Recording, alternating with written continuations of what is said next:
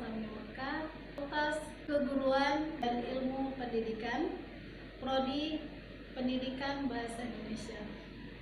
Pada pertemuan ini, saya akan mengajar mata kuliah semantik. Dalam mata kuliah semantik mencakup beberapa materi, salah satunya hubungan semantik dengan ilmu lainnya, medan makna, relasi makna, perubahan makna, dan jenis-jenis makna serta majas. Namun untuk pertemuan kali ini saya akan mengajarkan materi perubahan makna dalam semantik. Assalamualaikum warahmatullahi wabarakatuh. Waalaikumsalam warahmatullahi wabarakatuh. Bagaimana kabarnya, sehat semua? Sehat Bu. Ada yang sakit perut? Sehat Bu. Oke, insyaallah semua sudah sarapan ya? Sudah. Oke, baik. Sekretarisnya mana? Hadir semua hari ini?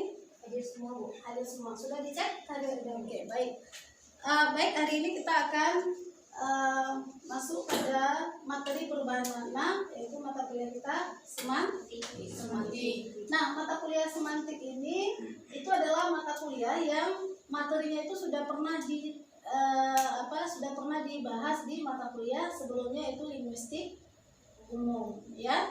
Nah, ini pertemuan kita yang ke-12 ya. Nah, untuk materi perkuliahan kita hari ini itu tentang perubahan makna. Tujuan dari mata kuliah kita hari ini adalah untuk bisa membedakan ya antara bagaimana perubahan dalam semantik, kemudian mampu menganalisis ya teks terkait dengan perubahan makna ya. Baik, sebelumnya saya mau bertanya dulu ya. Kira-kira masih ingat nggak? Mungkin udah pernah dibahas sebelumnya di mata kuliah linguistik umum.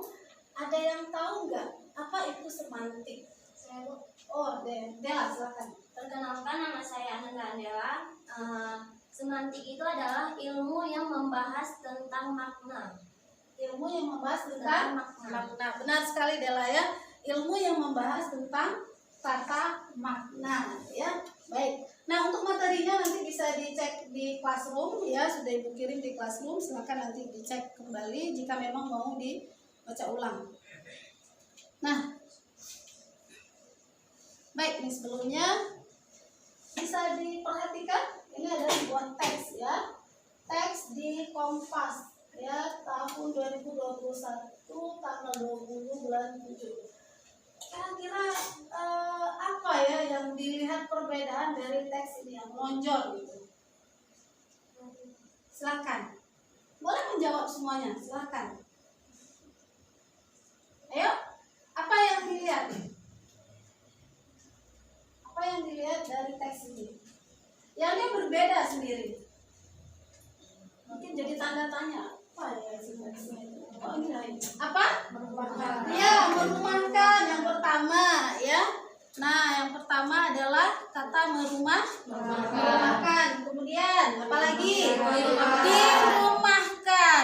Kalau kira-kira nih sebelum saya melanjutkan ke materi kita hari ini perubahan makna ya. Nah, kira-kira merumahkan itu sendiri apa artinya? Atau dirumahkan? Apa arti merumahkan? Ya, ini ada juga di judulnya dirumahkan. Kira-kira apa artinya? Karyawan dirumahkan karena pandemi COVID-19.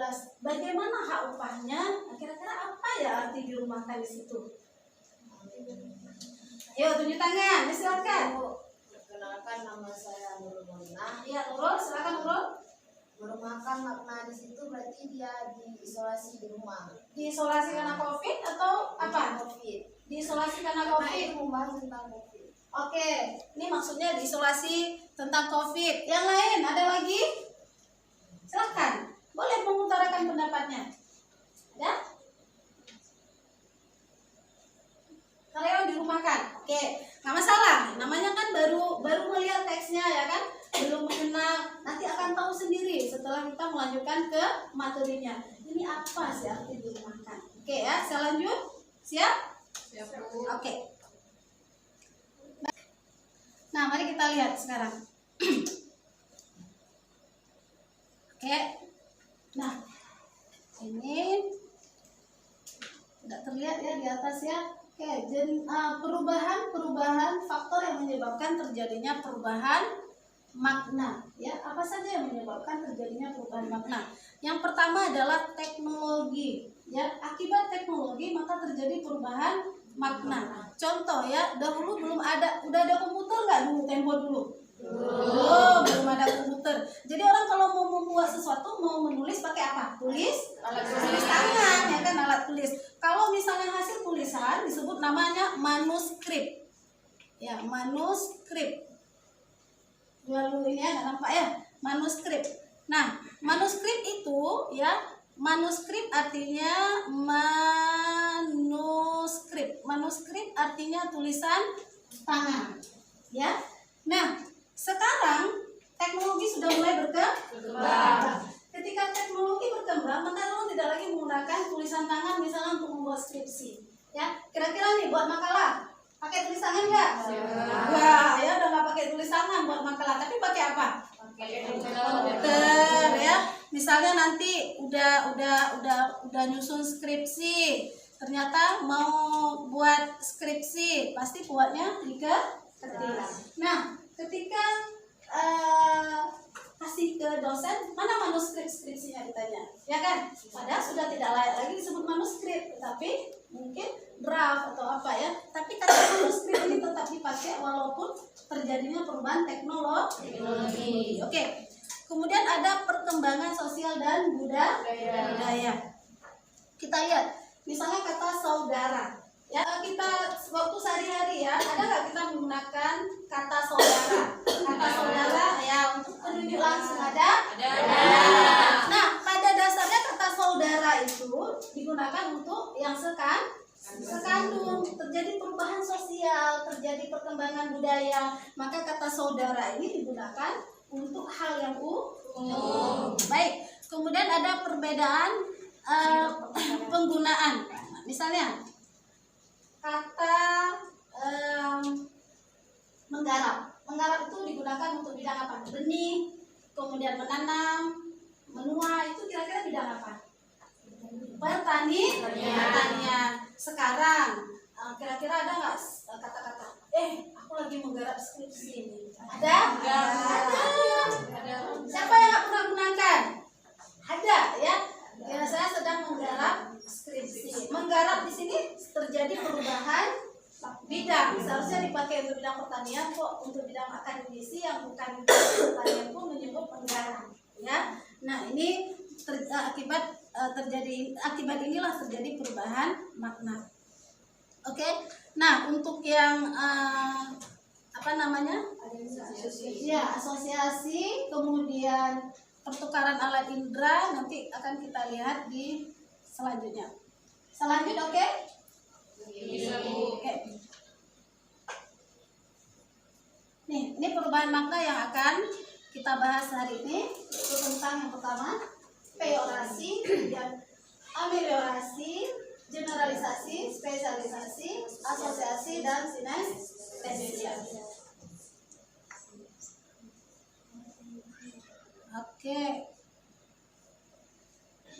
Oke, apa yang Andi lihat di sini? Ini terkait generalisasi, ya. Ini terkait generalisasi. Apa yang dilihat? Apa yang dilihat di sini? Kapal, laut, ya. Kapal yang pertama ada apa ini? Ada layar. Yang kedua? Tidak ada layar. Oke, mari kita lihat sekarang pengertiannya. Generalisasi adalah cakupan makna yang dipakai lebih luas daripada makna asalnya. Dulu ya, kata berlayar dipakai untuk apa? Untuk berlayar. Ya, untuk berlayar khusus untuk kapal yang ada layarnya. Kemudian terjadi perubahan makna. Kapal persiar yang nggak ada layar pun disebut dengan berlayar. Oke, selanjutnya kata saudara. Siapa yang bisa menjelaskan? Siapa nama tadi? Rizka, ya silakan Rizka. Dulu kata saudara sering digunakan untuk saudara sekandung. Ya. Sekarang lebih digunakan untuk setiap orang. Iya, ya, tepuk tangan ya, benar ya. Nah, jadi kalau sebelumnya kata saudara ini digunakan hanya untuk sekadung, terjadi perubahan makna menjadi lebih luas digunakan untuk skala umum. Oke, saya bisa lanjut? Bisa.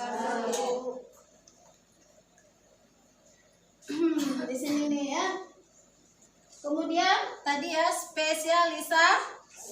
spesialisasi itu maknanya menjadi lebih sempit ya, makna menjadi lebih sempit ya.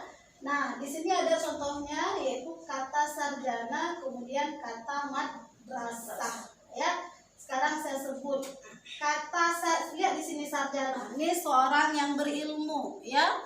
Kalau dulu seorang yang berilmu, mau dia ada kuliah atau enggak kuliah, dia tetap disebut sarjana. Kemudian terjadi pergeseran makna menjadi lebih sempit. Khusus untuk orang yang kuliah ya, kuliah S1 dapat gelarnya sarjana. Kemudian ada batas waktunya juga, baru disebut sarjana. Bukan sarjana itu kuliah dari kecil sampai besar ya. Kalau misalnya di kampus sampai 10 tahun itu masih sebut, mungkin udah video ya. Oke. Nah, tapi inilah terjadi perubahan makna yang disebut dengan spesialisasi. Oke. Sekarang ada contoh lagi kata madrasah. Kira-kira ya, bisa menjelaskan contoh madrasah ini seperti apa? Ya, Bu. Oke, silakan. Nama Rino Kurniawan. Ya, Rino silakan. Akan menjawab kata madrasah. Dulu kata madrasah digunakan hanya untuk semua lembaga pendidikan, tapi sekarang hanya digunakan hanya untuk sekolah yang di bawah naungan DEPAK. Oh iya, benar sekali ya. Nah, itulah namanya terjadi spesialisasi. Mungkin dulu dipakai untuk semua lembaga pendidikan disebut madrasah. Ternyata terjadi pergeseran makna menjadi lebih sempit ya. Nah, selanjut ya. Oke, bisa dilihat di sini. Apa ini? Ada orang ya. Ini orang apa ini? Tadi kelaparan ya, boleh apa aja semua. Kelaparan ada di situ ya. Oke. Nah, ini namanya kita sedang pada perubahan makna yang disebut ameliorasi. Oke, ameliorasi itu nilai rasa kata itu menjadi lebih apa? Lebih baik dari sebelumnya. Kalau dulu kita menyebutkan kata apa? Bui, dipecat, disogok, ditahan ya. Kemudian menjadi perubahan makna. Kalau bui apa disebut sekarang? Bui itu penjara. Penjara kalau sekarang apa? Sel, apa lagi? Rutan, apa lagi? Jadi terus perubahan makna apa? Tahanan, apa lagi? Lembaga permasyarakat lebih terhormat. Kalau dipecat? Di PHK mungkin lebih terhormat daripada dipecat. Disogok? Korupsi. Kalau oke, kata tunanetra di sini menjadi lebih apa? Lebih nilai rasanya lebih baik daripada kata buta. Sama seperti yang di sampingnya adalah gelandangan, ya. Maka menjadi lebih apa? Nilai rasanya menjadi lebih bagus dan menjadi kata tunawisma. Oke, paham? Baik, sejauh ini ada pertanyaan? Ada? Ada yang mau bertanya? Tidak ada. Oke, saya lanjut. Boleh?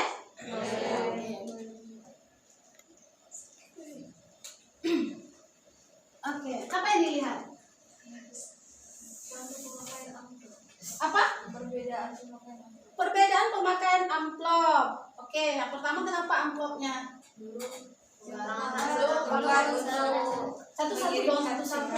Satu. Oke, silakan. Itu yang sebelah sini berarti seorang anak sedang mengirimkan surat. Yang Ya. sebelahnya itu amplop yang berisikan uang. Oke.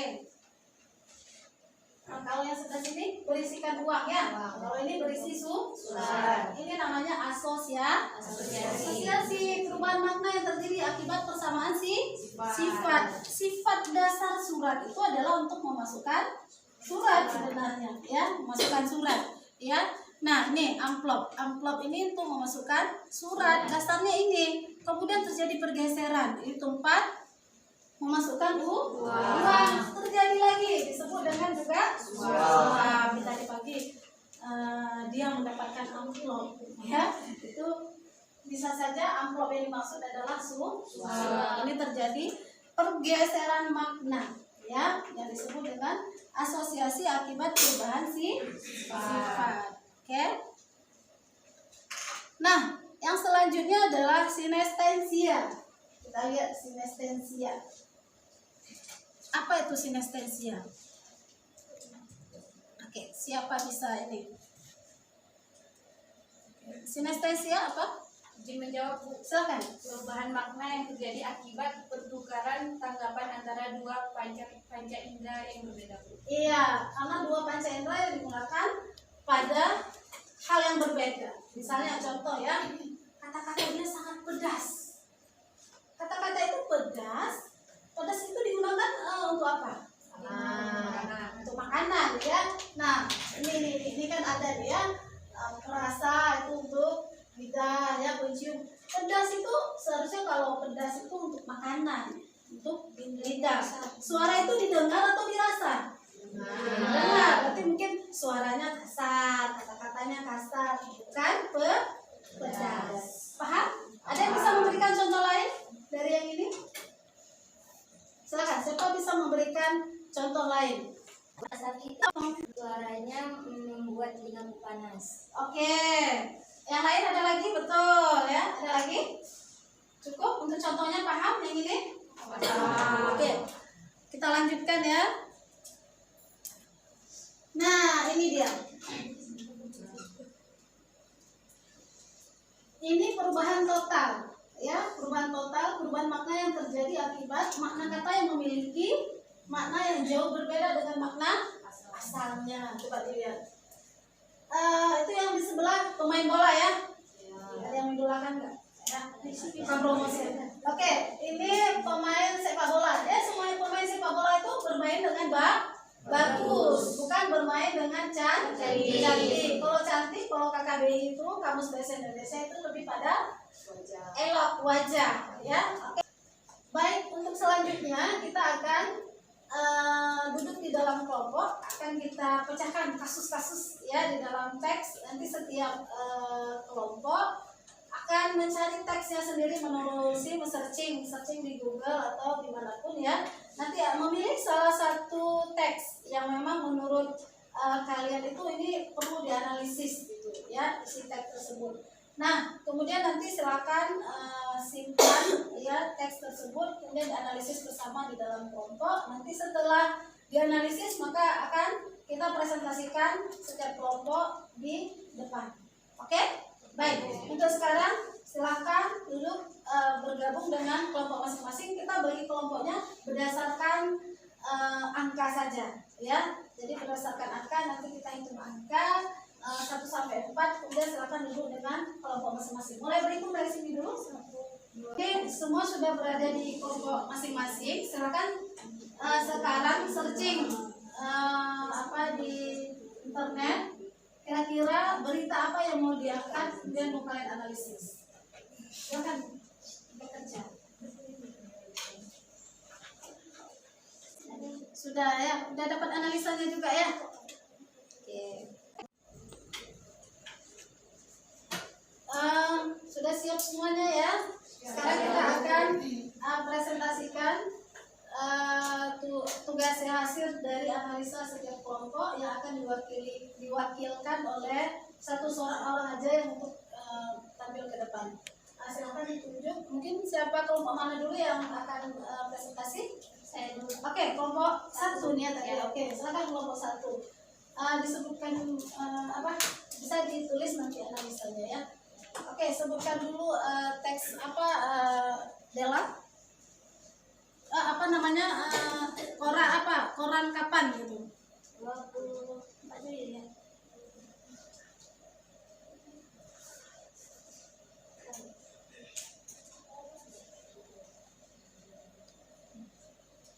Orang 24 Juli tahun berapa? Tahun 2022. Oke, tahun 2022. Silakan.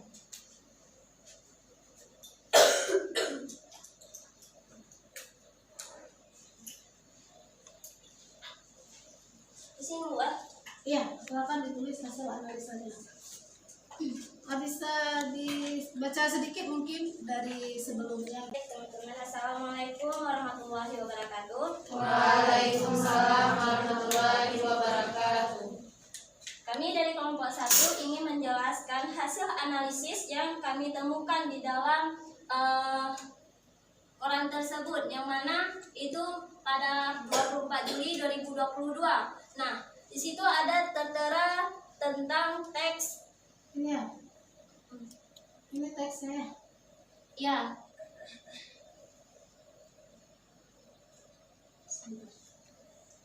yang Ini di bagian alinea di sini ya teman-teman. Teman-teman bisa melihat semua ya.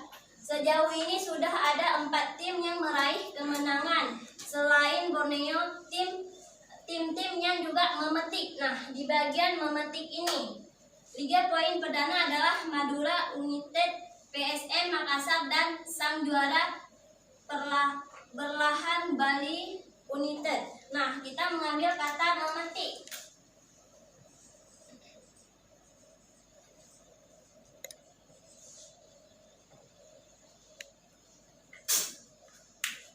Nah, yang mana kata memetik ini adalah digunakan bidang perkebunan, mengalami perubahan menjadi makna lebih luas.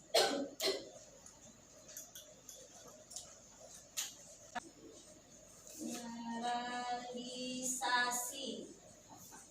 Ini teman-teman. Jadi ini yang kami temukan dari analisis Kompas tersebut. Sekian, terima kasih. Oke, ya. Setuju? Betul?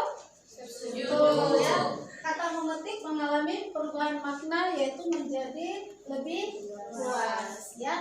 Baik, kita langsung lanjut untuk kelompok selanjutnya. Siapa yang akan presentasi? Sebelumnya kita berikan dulu tepuk tangan ya untuk kelompok satu. Oke. Untuk selanjutnya kelompok mana yang akan presentasi? Oke, kelompok 2. Kelompok 2 yang akan presentasi. Assalamualaikum warahmatullahi wabarakatuh. Waalaikumsalam warahmatullahi wabarakatuh. Saya perwakilan dari kelompok 2 akan mengkaji hasil dari teks yang sudah kami baca, yang Apa teksnya? yang diambil Sumbernya di mana? Kompas tanggal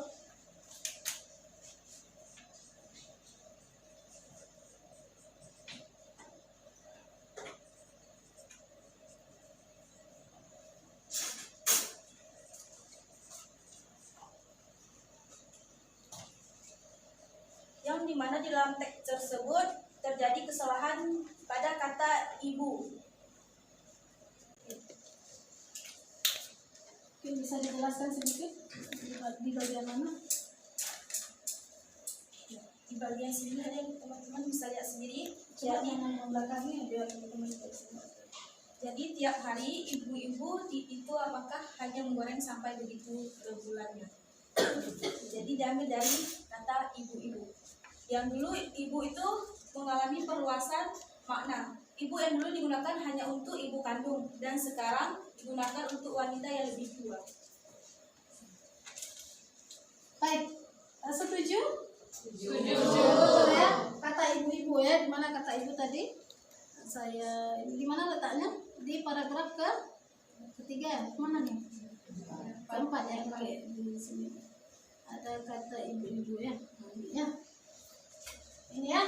Oke, kata ibu-ibu di sini mengalami apa? Perubahan makna menjadi lebih luas ya. Baik, benar kata ibu-ibu mengalami perubahan makna ya. Silakan. Sekian, assalamualaikum warahmatullahi wabarakatuh. Waalaikumsalam. warahmatullahi wabarakatuh. Tepuk tangan untuk kelompok 2. Baik, untuk kelompok selanjutnya nanti kita pertemuan selanjutnya ya. Silakan dicari terus ya temuannya, sehingga mungkin bisa mendapatkan lebih banyak lagi temuan analisanya. Nah, untuk kelompok 1-2 ya, udah presentasi, ada pertanyaan nggak kira-kira? Ada Bu. Oke, dari kelompok 4 ya. Oke, apa pertanyaan untuk kelompok berapa? Untuk kelompok 2. Oke, kelompok 2. Apa pertanyaannya? Saya ingin bertanya dari kelompok 4, mungkin dari kelompok 4, kalau misalnya kata-kata publik, kata-kata publik Di sini ada kata publik Iya, di mana? di paragraf kedua. Di paragraf kedua, Bu. Oh, di paragraf kedua kata publik ada di sini. Kata-kata Apa? publik mengalami perubahan makna nggak? Oke, mengalami perubahan makna nggak kata publik di sini? Silakan, kelompok 1 menjawab. Siapa yang akan menjawab? Siapa yang akan menjawab? Oke, silakan. Menurut kami yang pahami dari teks tersebut, kata publik itu tidak mengalami perubahan makna. Ya, tidak mengalami perubahan makna. Ya, baik. Ada lagi pertanyaan? Mungkin untuk kelompok mana? Nggak ada. Oke. Kalau tidak ada pertanyaan, sekarang saya ingin tetap kita duduk di kelompok saja, ya, tidak perlu berubah posisi. Mungkin siapa yang bisa mengulang kembali sedikit apa yang sudah dipahami dari materi yang dari awal sampai saat ini, ya, sampai sekarang. Kira-kira apa yang sudah dipahami? Sedikit boleh, banyak boleh, silakan. Oke. Ya. Izin Bu, perkenalkan nama saya Rike. Saya ingin mengambil kesimpulan dari pembahasan materi hari ini. Ya. Yang dimaksud dengan semantik adalah perubahan makna yang tujuannya kita agar bisa mampu membedakan antara semantik dan menganalisis perubahan makna. Oke. Itu aja. Oke, ada yang lain? Yang lain? Silakan. Yang sudah dipahami materi-materi tadi ya, yang masih terekam di kepala. Kira apa? Silakan. Semuanya boleh. Ya. Oke, siapa yang mau mengulang sedikit materi yang sudah dipahami, ya silakan. Izin Bu, saya dari perwakilan kelompok 1 ingin mengulang materi hari ini. Perubahan makna generalisasi adalah cukupan makna yang dipakai lebih luas daripada makna asalnya. Terus kalau dari spesialisasi adalah makna yang lebih sempit, emeliorasi nilai rasa lebih baik dari sebelumnya. Oke, ya. Ada lagi yang mau menambahkan? Ada lagi? Oke. Nah, berarti dengan ada kesimpulan tadi dari Filda ya, maka menutup pertemuan kita hari ini. Nah, jadi semantik ini sangat penting untuk kita pelajari, untuk menganalisa ya perubahan-perubahan makna, sehingga kita tidak salah dalam menempatkan makna dalam sebuah teks ya, atau tidak salah dalam memahami teks ya.